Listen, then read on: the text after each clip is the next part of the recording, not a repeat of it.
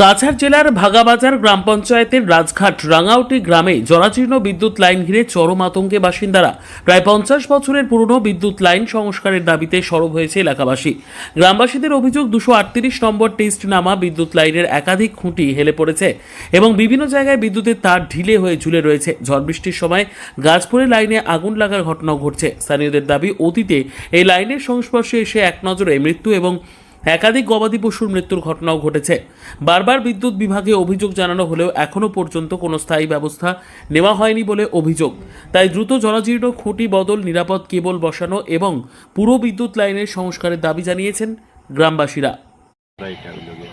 বিগত ধরো 2 বছর আগে আমার গোবিন্দ দা কইছে তোমরা মাল আই গেছে, তোমরা লাইনটা বদলি দিব, তোমরা জেসিপি লাগাইয়া পুরানা খুঁটিটা একখানা করলেইও দেখো। কিন্তু ওই দেখো এটা ওই খুঁটিটা ভাঙ্গিছিল, ভাঙ্গিয়া তোমার আবার এঙ্গল দিয়া জোড়া দিয়া তৈরি হয়। আর এটাও তো লাইন লো, কেন লাইন লো, এই খুঁটিটাও ভাঙ্গিছিল, লাইনটা তারা বদলাই না।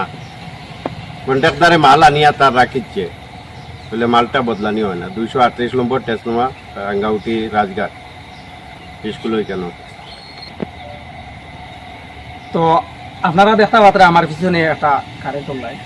এই লাইনটা আমরা এখানে দীর্ঘ 50 বছর আগে।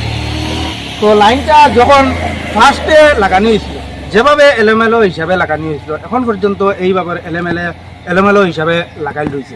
এখানে যদি বাতাস দেয় তাহলে আগুন উঠে, সাধারণ হিসাবে যদি কোনো লড়া খায় তাহলে আগুন উঠে। গাছপালার চিপে দিয়ে গেছে কারেন্টের লাইনটা। তারা দীর্ঘদিন থেকে এই লাইনটা এখন পর্যন্ত পরিবর্তন করছে না। এটা কিন্তু কেবলের খুব বেশি প্রয়োজন আসলো, যেহেতু বাড়িওয়ালার চিপে দিয়ে গেছে।